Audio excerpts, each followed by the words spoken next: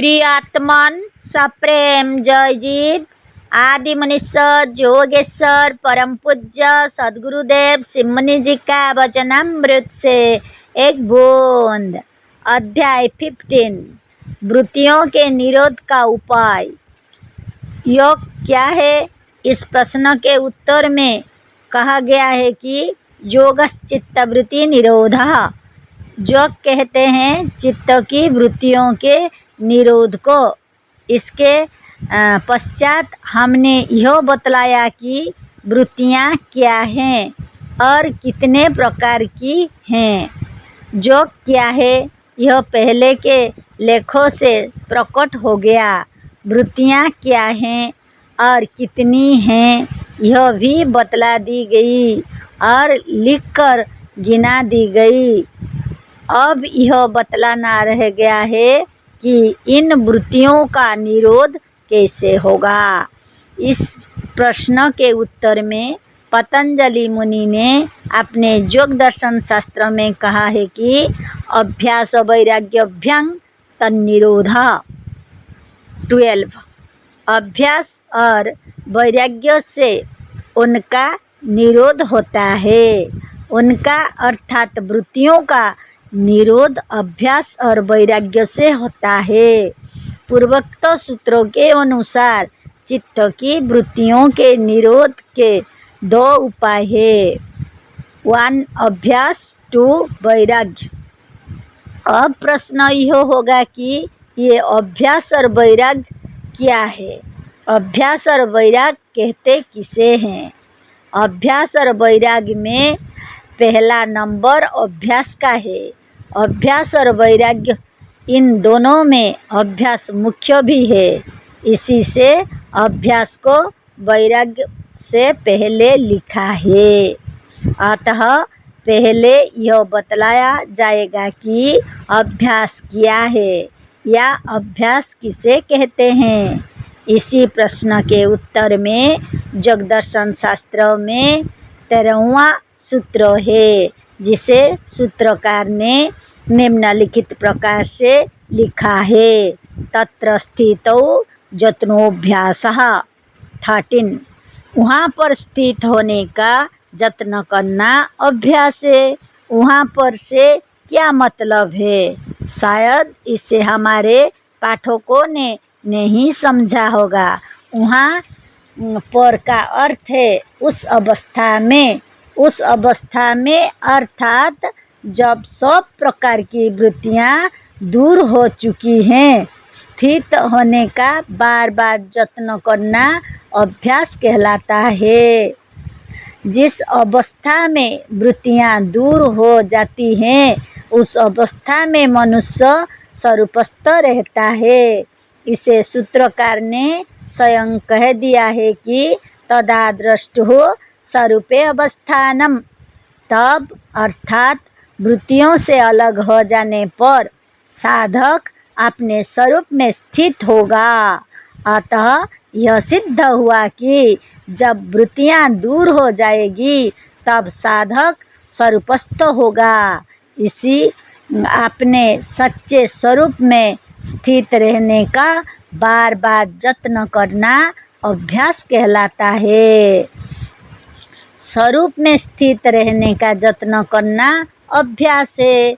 इसी से यह सिद्ध होता है कि जो लोग बेहोश, संज्ञाहीन, अचेतन या जड़वत हो जाने का यत्न करते हैं उनका अभ्यास इस योग दर्शन शास्त्र के अनुसार योगाभ्यास नहीं कहला सकता, क्योंकि जीव स्वरूप से चेतन है, जड़ नहीं।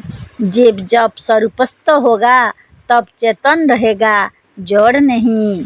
चेतन होकर भी जड़ होने का यत्न करना स्वर्ग से निकलकर नरक में जाने का यत्न करना है। चेतन होकर चेतनहीन या जड़ होने का यत्न करना अपने को मिटा देने का यत्न करना है।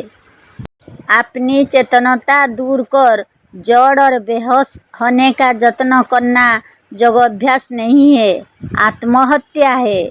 जब समाधि में मनुष्य स्वरूपस्थ ना होकर जड़वत पड़ा रहता है।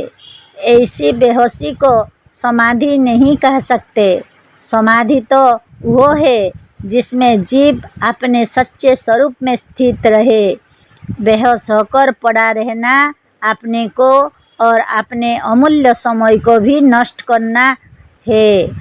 तुम्हारा सच्चा स्वरूप क्या है, इसे तुम तमाम वृत्तियों को दूर करके और आत्मज्ञान की पुस्तकों का स्वाध्याय करते हुए अपने को निष्पक्ष बुद्धि द्वारा विचार करके जानोगे। बिना योग की सच्ची प्रणाली जाने तुम्हारी बुद्धि इस योग्य नहीं हो सकती कि तुम अपने स्वरूप का सच्चा ज्ञान प्राप्त कर स्वरूपस्थ हो सको। अतः प्रत्येक योगाभ्यासी को आत्मज्ञान की पुस्तकों को थोड़ा थोड़ा नित्य पढ़ना चाहिए। पढ़ना कम चाहिए, पढ़कर विचारना अधिक चाहिए। आत्मज्ञान की पुस्तकें जब आप पढ़ोगे तो पुस्तकें खुली रहेगी और आत्मा उसके ज्ञान को सोचने और विचारने लगेगा। सोचते सोचते आप कभी कभी इस तरह से भी सच्चे समाधि में पहुंच जाओगे। पर मजहबी और धार्मिक पुस्तकों में ईश्वर का ज्ञान होता है, आत्मा का नहीं है। स्वाध्याय 100 और अध्याय इन दोनों के योग से बना है। 100 का अर्थ है अपना आप, अपना निज। अपने आप को संस्कृत में आत्मा कहते हैं। 100 का अर्थ ईश्वर नहीं है, 100 का अर्थ है अपना आप।